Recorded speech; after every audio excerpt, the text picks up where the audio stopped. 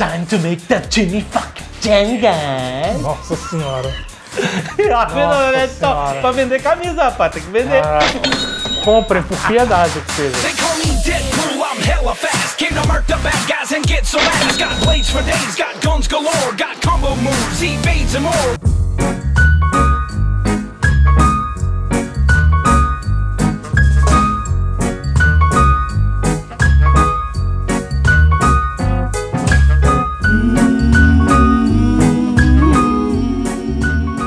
Landa, nerds! Bem-vindos ao Nerd de Office Azaghal! O que está acontecendo de legal?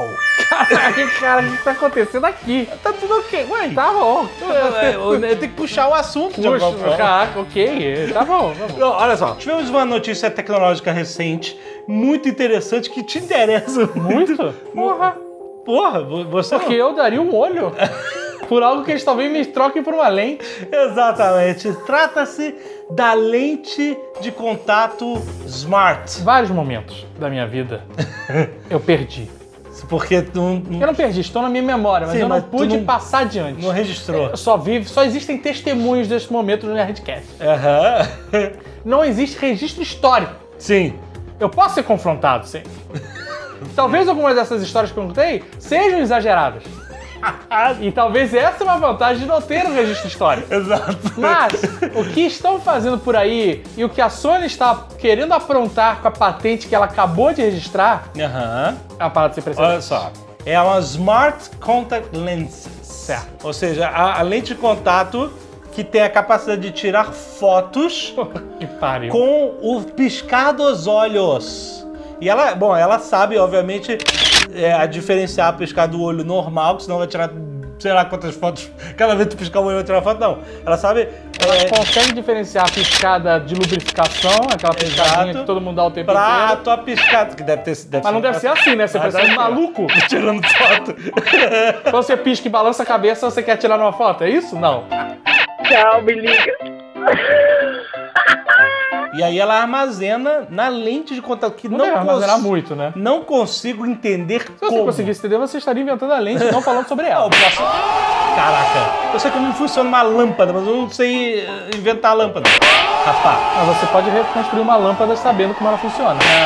Not so much. O MacGyver consegue.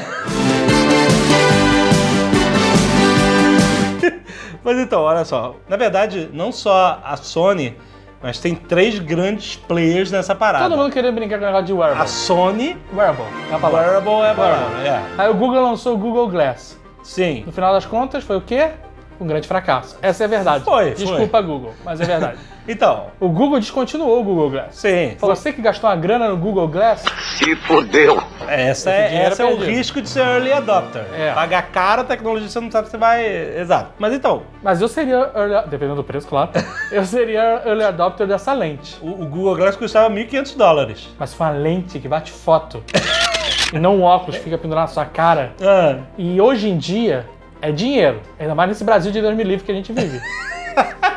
Mas imagina isso. não, foda. Animal. Agora, olha só. Você Presta que manda atenção. direto pro Instagram assim? Tá, pro Instagram. Se ela tiver Wi-Fi... Será que você consegue botar Eu não sei, cara. filtro no olho? Eu não- Sabe, é? Então, Você olha pro lado, é um filtro. eles dizem que vai ter zoom.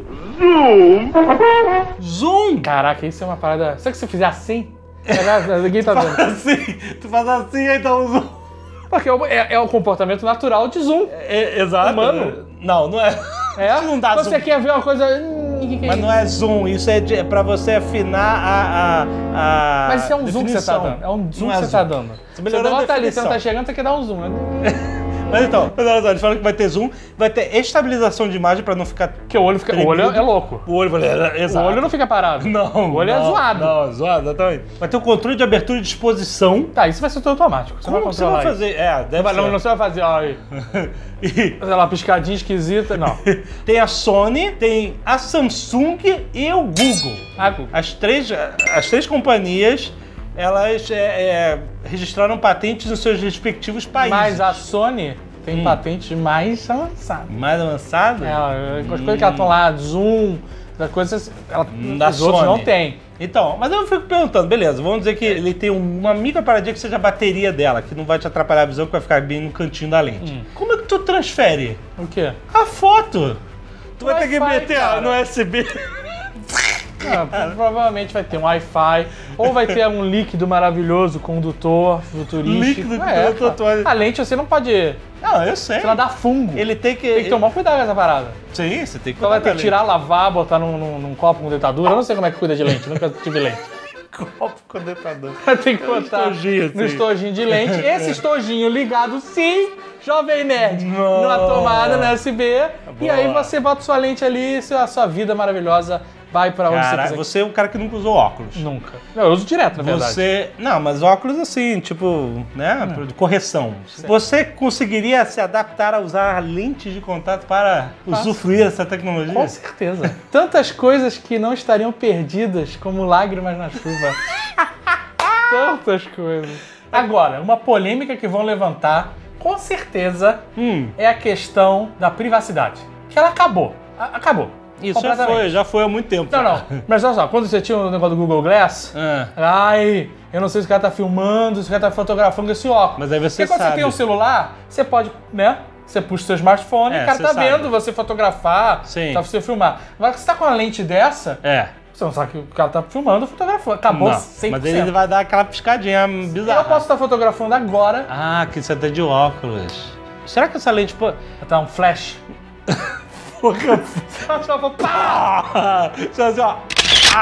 E sai luz dos seus olhos, você foda pra caralho, eu acho.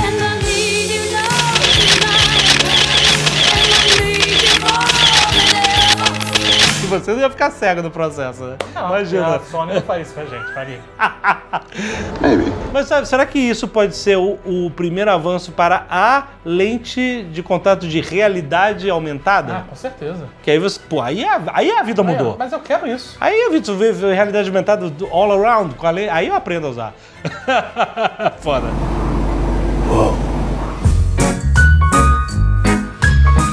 E Azaghal está chegando Warcraft. E mandamos Rex, o Half-Orc,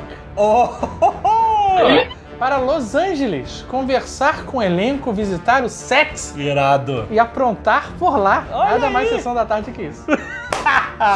Lothar, Olga, deixa eles virem.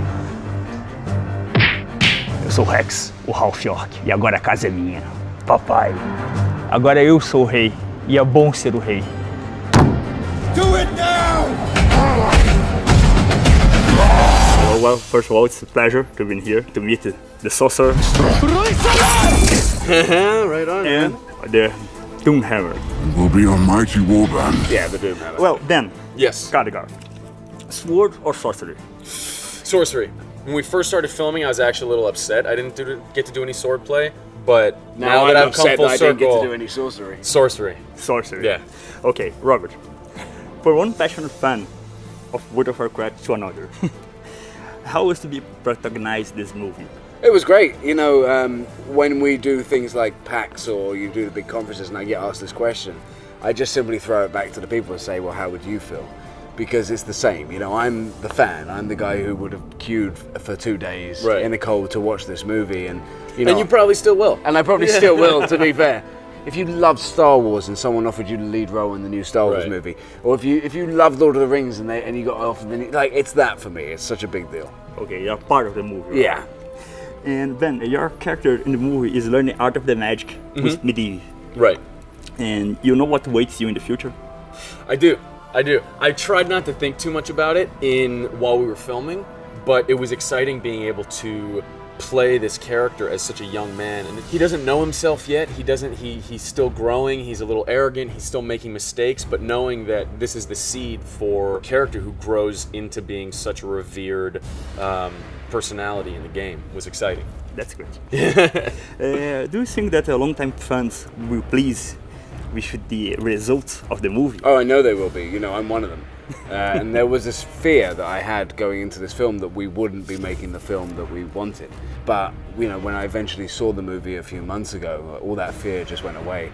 You know, we've been waiting 20 years for this film. We demand and deserve a good one. Then, How do you feel to record a motion capture movie like this one? All the interpretation in the green, and then you see the result in the movie. How was the impact? It was overwhelming to see it all put together, because you take a leap of faith when you're shooting and we had practical sets and you've got the actors in front of you, but you are taking a leap of faith, and you know you're in good hands with ILM and with Duncan, but you got to use your imagination. You have to hope for the best. You don't know really what you're playing opposite. And so finally seeing it put together, it was like, oh, this is the movie we made. Like this is what we were doing, you know? And Robert, you were the orc in the movie, right? What kind of race do you used to play when you play the game? Well, when I started playing the game, like most people, I rolled Alliance and I was a human warrior. And then kind of in the middle of Burning Crusade, I applied to one of the world's top raiding guilds. And they were Horde, so I had to re-roll server and faction. So you are now a Horde? Yeah, I'm Horde through and through. But only because of the game or because of Doom's hammer? No. Be honest. No, I've been Horde. I've been Horde for like 9 years now. I was human for like 2, so I think I've earned the right to be the chieftain of the Horde. Lothar Ogre? Yeah, Lothar Ogre. Yeah. Right. So I want to see more of Khadgar and Doomhammer because you fit perfectly. Well, go see the film 8 times. Tell everyone to go see it and buy more tickets, and we get to make whatever film we want. Well, man, thank you so much. Thank you. It was great. Thanks so for much, the honor. Thanks a lot. Thank you. Bacana. Acho que eu vou dar desse pra minha filha brincar quando eu chegar em casa. This war will destroy us all, but together we might stand a chance. You are amazing. Oh, thanks so much. You are amazing. You got to come into the next film. Yeah, I would love to. You know, my mother like brute men. Yeah. É 37 anos, caralho! Okay, Duncan. Let's start with this. Yes. The history of Warcraft is explored in many books, games, and a very rich culture and a very rich universe of this. Now you're doing a movie. Yeah. So is there a large pressure for the public and the fans and the responsibility of doing a movie like that? Yeah, well, there is a lot of responsibility. I think not so much pressure, because a lot of us, not just me, but a lot of the people who were involved in making the film were Warcraft players and fans of the game itself. My VFX supervisor, Bill Westenhofer, longtime Warcraft fan. I don't know if you've met Rob Kaczynski yet, but as you know, big Warcraft fan. So there was a lot of us involved, and we just wanted to make it work. It was a passion project for us. So it wasn't so much a pressure as much as an opportunity, and also in the past, movies that have been based on games haven't been great, and it felt like, you know, for my generation, it's like it's about time somebody did it right, and I think we've done it right. For orcs, there is no other life but war. And your previous experience as game designer has influenced on this movie as a director, as a producer. I think I learned a lot, because I did get the chance to work at a games company as an assistant designer for a while, and I got to see a little bit how, you know, what the mentality and the philosophy was in order to design games. And it's interesting because they're very similar jobs, directing movies and working in the design of a game, but they have one very unique difference. In games, you're obviously looking for as many opportunities to give the player interactivity that makes them feel in control of the story that's being told. And as a director on a film, you really you want to focus the attention of the audience very, very specifically on how you want to tell the story as the director. So I think I learned to understand the differences, but I think also appreciate how difficult and how impressive the job is of people who make games. And as a fan, do you think that influence in other questions? How can you hit the doom hammer to say the final word? It's a matter of absolutely respecting, of course, the fans, but also the people who made the game, and working with them as much as possible to have us all understand where the differences are between what a film is and what a game is, because there are going to be changes here and there that you have to make in order to make things work as a just over 2-hour movie, as opposed to having 20 years to tell a story through a whole series of games. But I think I had a very, very good relationship with Blizzard and with the people involved in making the movie, and where I kind of pushed things because I felt like they had to be that way, I was able to convince them that it was the right thing to do. Why are you here?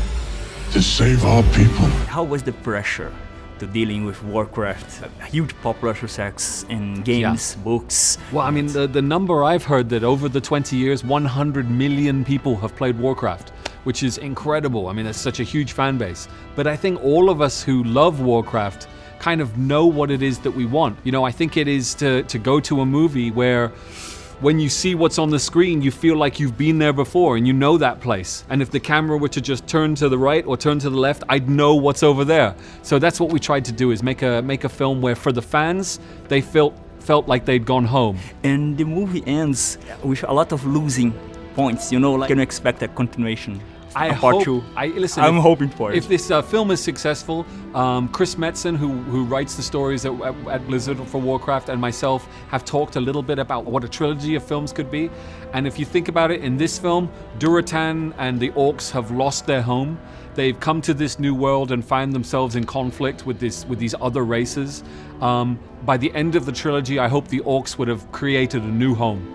And last question. Yes. For the islands, for the aliens, my English. It's the tusk. Yes. For the alliance or for the horde? I can't answer that. Okay, you already had. E aí?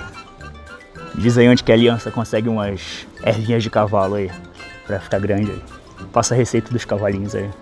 Onde que tem jockey maneiro aqui perto? I need no one to protect me. Travis, you have ever had contact with Warcraft before? No, I had not. But Duncan, the director, is a vivid fan, and he told me all I needed to know. I felt stupid for not knowing the game. I felt like I was the only person in the world that didn't know about Warcraft. But now I've learned about it. What a wonderful and rich game. And Paula, Garona is a half orc, half human, so it's not fit in any of the worlds. So what's your point of view for being outcasts? How can you say about this to play this in the character? I think that's what was so interesting about playing Garona, is the idea that she is half orc, half human, that she exists in these two worlds but does not belong in either. She's in some way a bridge, but she feels like an island, and I think that it's something that a lot of people can relate to, the sense of, and she's interesting because in that journey that she takes from being with the orcs, where she's led a life of suffering and poverty and had to build such a thick skin, she now finds herself in the human world, and that starts to melt and soften, and she finds love, and it changes her outlook on life. And I mean, you have to watch the movie to see what happens. And but that's her you journey. watched that? Yes. I did. Toby. Yes, sir. You played a known character before, Coda, in The Dawn of the Planet of the Apes. That's right, yeah. How was your preparation, you know, to do Durotan in this movie? A different character, a strong character? Very different. Different height as well. Kova's very, very small. You know, I'm 6'1.5". Actually playing an ape is way harder work than playing an orc. An orc, you really have to show yourself as large. You have to stand up straight and you have to stand with some pride. And he can't quickly flick. He has to very slowly move, and when he looks, he has to be very calm. So I wanted Durotan to be a very thoughtful character. And Travis, these armors are huge armors, and they're heavy too. So what's the difference between wearing those kind of heavy full plates and then go for the leather armor that you use in Vikings, for instance? How was the fighting scenes and the adaptation of your body with the armor? I was a lot slower, for sure. You know, it's a lot bigger and bulkier, and but everything's bigger in the film. You know, we're even on bigger horses, draft horses, and the sets were bigger, and I had to fight a lot slower. But lucky the orcs were so slow. Paula, your character was the only one that was not CGI. So it was a lot of makeup, addresses and stuff you had to put in. So how was to, you know, make all this transformation to enter in the character? It was a process. We did a lot of makeup tests. But for me, I love the idea of costumes and props, and that helps me get into character. And it starts off as something so scary, because you don't know if you're going to be able to achieve it and what it's going to be. But then once you're in it, it feels like this incredible game of make-believe, and I was excited to do it. And Travis, who do you think is going to win a battle, Ragnar or Lothar? Oh. Be honest. I got Ragnar. I got Ragnar. Ragnar. Sorry, Warcraft. Who wants to be king? Okay, one last question for you, Wolf. Alliance or the Horde? Horde. The middle. Both.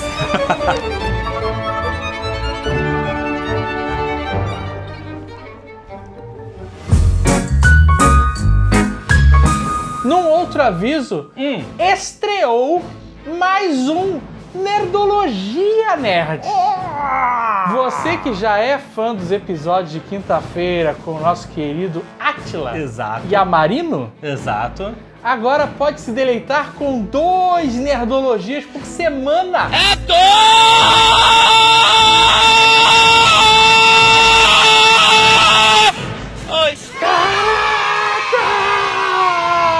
Você pode... Eu tô falando baixo com a do vizinho. Caraca, essa cara. Mas é bom porque é menos loucura. Além do Nerdologia de Ciências Variadas com o Átila, às quintas-feiras, agora temos o Nerdologia de História, que também é uma ciência, com o Felipe Figueiredo, que já participou com a gente de vários Nerdcasts de história. Xadrez verbal. Ou seja, nós testamos ele no Nerdcast, mas ia dar certo. Aí ele foi muito bem. Exato. E aí a gente testou ele em Nerdologia, ele foi muito bem. Então você já tem alguns episódios publicados. Se você gosta de história, se você gosta de Nerdologia, é uma excelente pedida, um excelente programa, produto de qualidade, também nerd, na internet brasileira. É isso aí. Perguntinha da semana, Azaghal. O que você fotografaria com uma lente maravilhosa dessa? Lente de foto do olho. Não a lente de foto. Lente de foto você pode comprar agora. A lente de contato ocular que bata fotos. O quê? Seja comportado. Ou não.